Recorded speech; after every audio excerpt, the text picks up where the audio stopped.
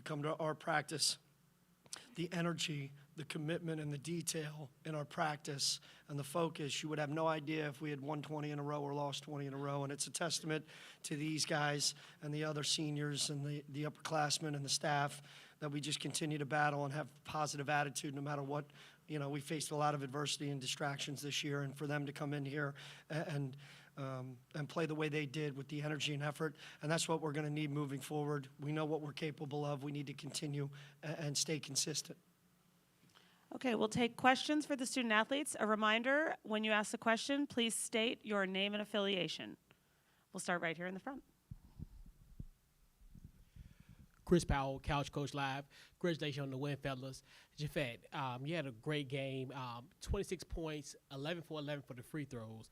Just talk about just this game in general and just your overall thoughts of your performance. I'll say just pretty much just coming in with the same attitude every day. You know, it hasn't been good the past couple of weeks in how we've been performing, but it never let us down. Like, our spirits have been the same. We came to practice every day. We compete, and I feel like that's a big part of it. Like, I got teammates that could push me every day in practice, and I feel like that led us to what we did today. Okay. Other questions for the student athletes? Yep, right here.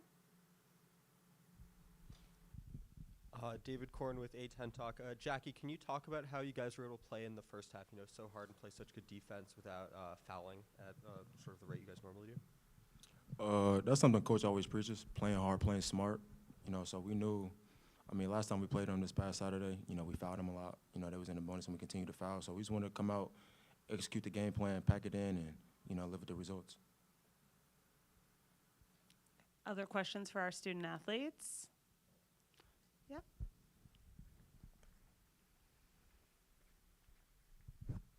Liam Omerku, Department of Hoops. Can you guys just talk about the prospect of, you know, obviously coming to this game, if you lose, it's your last game. Kind of, how does that motivate you coming into a game like this? And obviously you guys both performed pretty well. So how does that factor into to your performance today? For me, we ain't trying to go home. That's it. Just about the same thing. You know, we come with a chip on our shoulders, everybody, 1 through 17, and we live with our outcomes. Okay, any other questions for our student athletes? Thanks, guys. Congratulations. You guys can. And now we'll open the floor for questions for Coach. And we can start with Couch Coach Live. I'm going to get that right. Thank you on that one. Chris Powell, Couch Coach Live. Congratulations on the win, Coach. You built a 22-point lead early in the first half, and you was able to maintain that. What was the key to getting out to a hot start and maintaining that lead throughout the game? I thought our transition defense was the difference. The other day, they got out to a quick start and a bunch of uncontested layups. They're so fast. Sebastian Thomas is elite in the open court, so is Jaden House, and we knew that that was going to be the key to the game. So the last couple days we worked on make or miss. We were converting. We call it sprint and convert, and just sprinting inside the college three and building a wall versus the ball. And our guys executed that as well as they have all year long. And we were able to get stops and make them play in the half court. And I think we're pretty good when we make them play in the half court. And as a result, we got out and transitioned ourselves, and we're pretty explosive offensively when we get stops and get out to runs. And those guys are just, you know, I think they felt a little disrespected. Look, we didn't win a lot of games, so they didn't make any all-conference. But if you look at the statistics, Jackie was the second leading scorer in the conference, and Jaffe was like top 10 in efficiency of anybody in the conference. Neither of them were even mentioned in all-conference play, because we didn't have a lot of success as a team, and rightfully so, but those are typically individual awards. So I think they had a little chip on their shoulder today, and they showed that, and they played as elite as any guard and backcourt in the league. So, but I definitely think it was our transition defense. Okay, I have stats. They're still printing, so No worries. there's some stats No right worries. here in front. Justin Therio with the Providence Journal. Coach, your team goes up 22. Rhode Island cuts it down to 6. How do you rally your guys together in order to prevent some sort of monumental collapse? Yeah, I didn't even know we were up 22. I was just so focused on 94 by 50. We just focused on the next play. We always say attitude, right? It's kind of the the cement that holds our program up. And you got to move on to the next play. It's a game of runs. And they're a really talented bunch, and they could score in bunches. We know that. Our team knows that. So at some point, you just got to fight back and go on a run yourself, and that's what we did. And over the course of the last couple of months, we have gone on runs, and at some point, we break and can't stop the run. Today, we were able to stop the run. We never broke. And we've talked about that a lot. And we know what we're capable of, and if we don't break, if we just bend a little bit like we did today, we're capable of beating anybody, and we've got to play that consistent on the defensive end. So for us, it's just constant attitude. That means don't compound the problem. If you make a mistake, get over it in the next 2 to 3 seconds, whether or not it's a turnover, whether or not it's a missed free throw, whether or not it's a missed block out. Move on to the next play. Do not compound 1 into 2, and we did a much better job of that today than we have in the last several weeks. Right here. Coach, you've talked about Jaffe, and you say you're probably harder on him than anyone else in your program. How do you think that translates to his on and off court leadership, as he was so good scoring and defensively today? Yeah, I think Jaffe is one of the most mentally tough guys that we've had in our program, and over my 18 or 19 years, he's one of the most mentally tough kids that I've been around. And look, he's the point guard. He's the maestro. Typically, it's like the quarterback, the coach and the quarterback, the coach and the point guard. You got to have an elite relationship that we have, and you're going to always push him to be the best that he can be.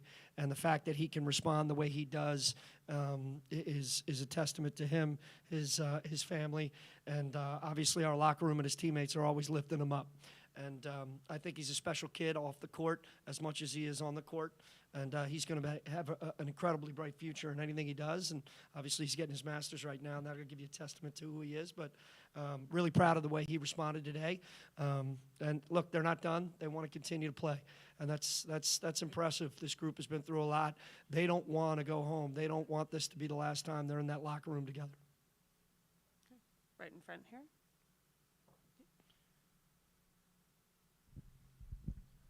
Zachary Petrick, WRU 90.3 Kingston. Coach, you saw this team just a few days ago. You guys fell by 19 in Kingston. What were the adjustments made tonight to come out and wire to wire? Yeah, one of the adjustments was we didn't send 3, 4, and 5 to the offensive glass like we did the other day. We sprinted back. 1, 2, and 3 were always makes or misses. We're always sprinting back. We didn't get extended. We packed it in. Our heels were on the college 3. We didn't want to get extended because their guards are so good in ball screens. So we tried to pack it in inside the college 3, dare them to shoot threes that were contested. And the goal was to not get spread out and keep things tight and make them have to make extra plays and extra passes where they couldn't just get downhill into the paint. And we did that for most of the game, and I thought that was a huge addition to us. And then we had a little bit more ball movement on each side of the floor. We didn't get stagnant, which I think was huge for us. Okay. We'll go right here, and then we'll go to you. David Korn from A10 Talk. Coach, you recently played GW. Tough result there. Looking ahead to tomorrow's matchup, can I just have your first reactions to facing them again? Yeah, I think Coach Caputo's done a phenomenal job with this group. I think they're one of the most connected. When you watch them on film and seeing them live, they're not the most talented. They're very talented, don't get me wrong, but they're not the most talented in the league. But they're one of the most connected in the league. You can tell they all know their roles. They're tough, they're physical, they make open shots. They're willing to defend, very good defensively. And obviously Castro, I think he's the second most efficient player in the entire Atlantic 10. Really talented, big, who can pass and score. So they present a lot of challenges for us, and we've got to be really connected on the defensive end. So looking forward to getting another chance, and I think these guys are too. We weren't ourselves that game. They got off to a really good start, and then in the second half, they went on an explosion and couldn't miss. So we got to be much better in the half court on the defensive end. Okay, last question right here. Oh, okay. Anything else for Coach? One more? Okay, we'll finish off here then. Can you talk about the decision to start Tripp today? Yeah, you know what?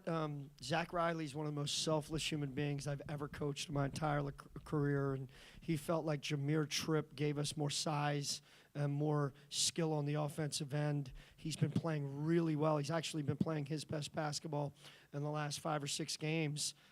And Zach came and said, look, I'm a captain. This is my final year. I just want to go on a run. I'll do whatever it takes. I think Jameer might might have earned the right to start. I said, okay, well, if that's what you want as a captain, then that's what we'll do. And Jameer stepped up, and he's earned it. He's been playing fantastic here the last couple of weeks on both ends of the floor. So I'm really proud of the way he responded. He's just so big and physical. He presents a lot of mismatches on the offensive end. Okay. Thanks so much, Coach. Go Congrats. Rams. Of course.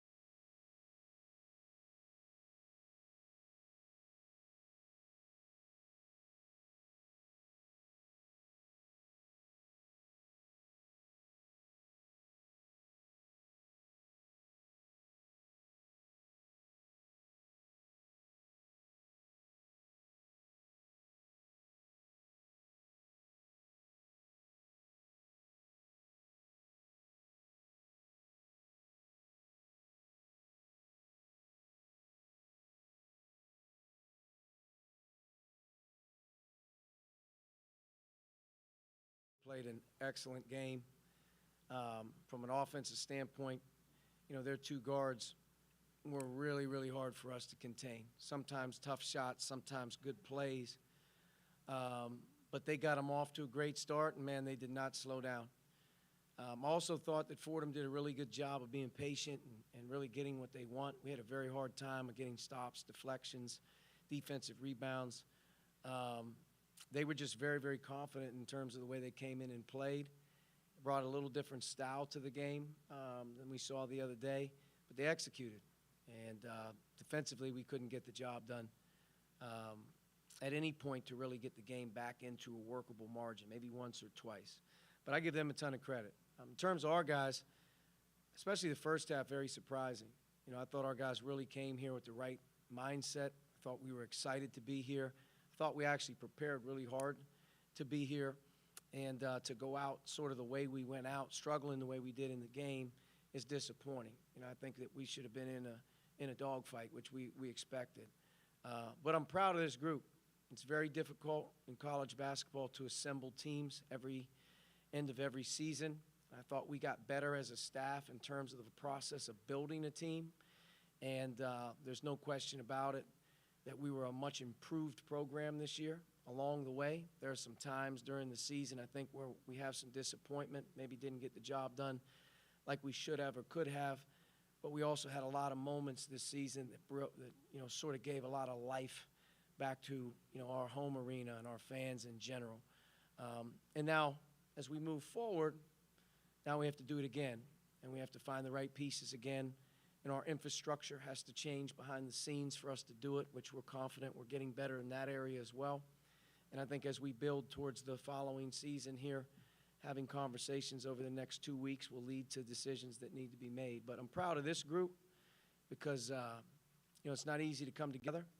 And I thought that our older guys, in particular, a guy like Sebastian, who's all conference, whatever team they wanted to put him on, had a fantastic year. Anytime that you can play in our league and be, fourth in scoring, you lead our league in assists and steals. I mean, that is a single season one that people should remember for a long time. And his commitment to come back as well really spearheaded, our progress. Some of our best moments this season, he obviously had a big way. But our entire older group, those guys did a good job at staying all the way through. They're going to have bright futures. And, at the end of the day, I'm proud of those guys. And they'll all walk out of here, hopefully in a month or two, with their degrees from Rhode Island as well, which is important. Questions for Sebastian? Right here in front.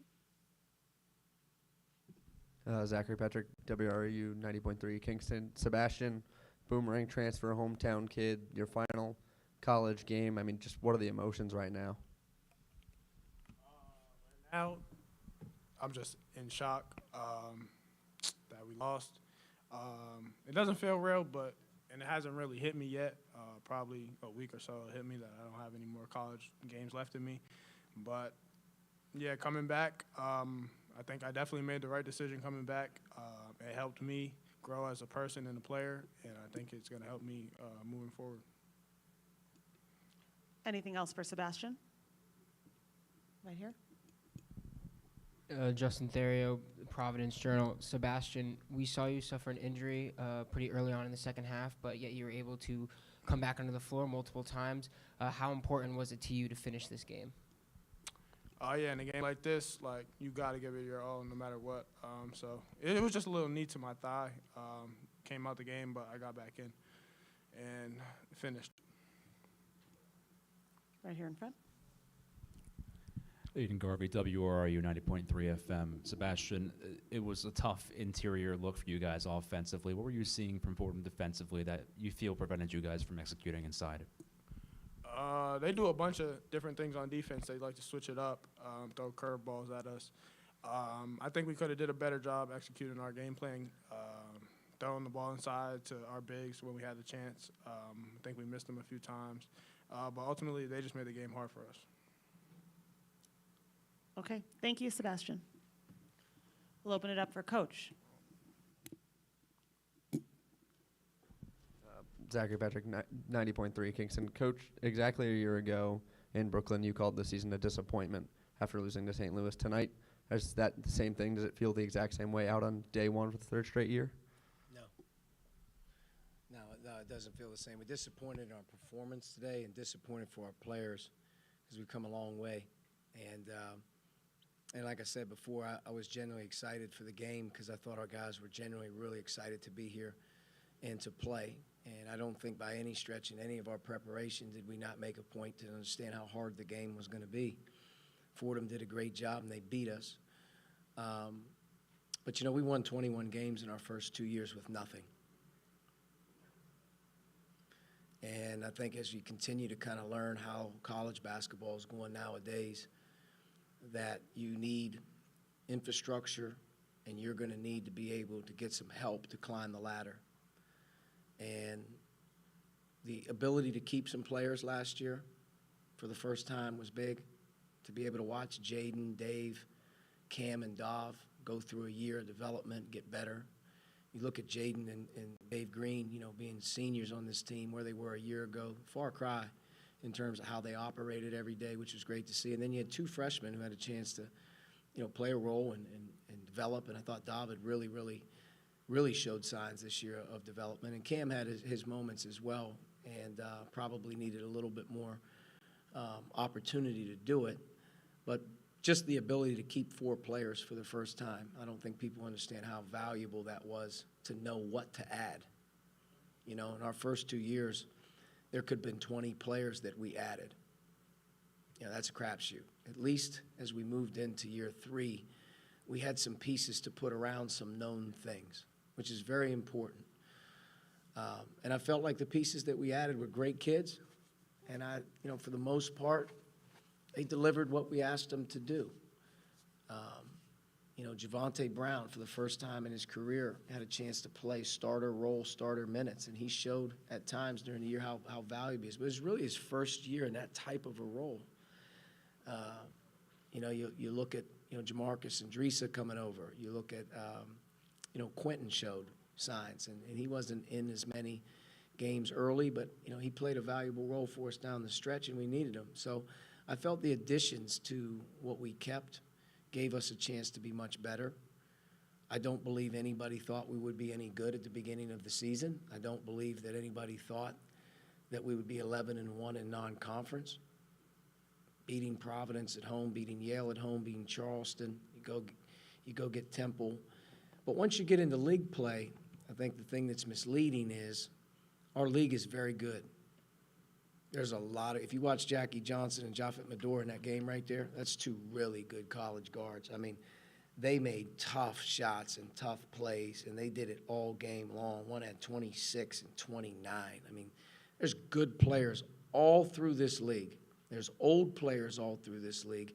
There are high major bodies and transfers in this league. And the room for error that you have once you get into the league starts to become a lot harder to navigate. And I think we understood that once we got into conference play, we were going to have to be really rock solid defensively. We were going to have to be much better defensively. But we're still not big enough. We're still not strong enough. And we're still not deep enough to be able to climb the ladder that we want to climb and where we have to go. And, us being able to get to 18 wins this year, and I know everyone's probably disappointed we weren't at 21, 22, or 23. I don't know how many people thought we would win 18.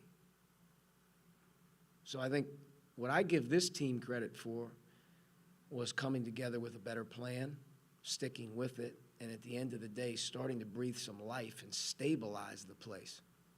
Now, as we move forward, how high we can climb and where we can go, that will be dictated behind the scenes in terms of the infrastructure moving forward on how we continue to operate in today's landscape.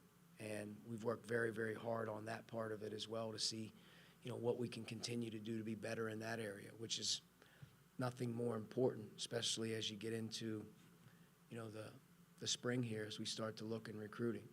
But we're going to need a big spring, a big summer, and the expectation is to grow off of this season that started us off and got us stabilized, and now have the ability level to be better. But to climb this league ladder, top to bottom, with as many teams are in our league that are this good, and the resources that go up and down this league behind the scenes in terms of what everyone's working with, we're going to climb that ladder when we continue to climb that ladder as well with other people, which, like I said, we're very excited to take on now in a different way. Providence Journal. Coach, Fordham 16 of 17 at the line in the first half. From your point of view, what allowed them to get to the line so often in that first half? There's a combination of transition defense, not being able to get the ball contained, and then in the half court not being able to get the ball contained.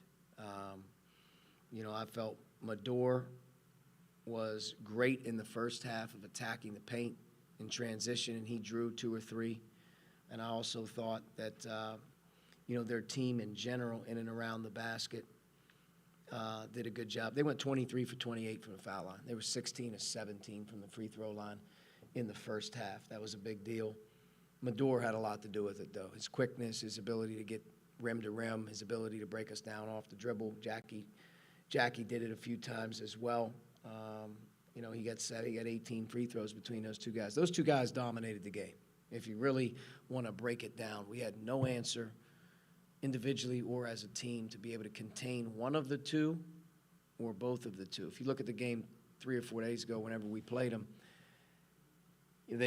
we did a much better job in that area. Now, they changed some things as they came into the game, and we weren't able to really contain it or adjust it or keep bodies in front of them like we were able to the other day. We were way more spread out, and that hurt us. But, looking at the game from a statistical standpoint, though, all game long, it came down at the end of the day to rebounding again. It came down at the end of the day to first shot defense. And, they had 13 assists, 10 turnovers.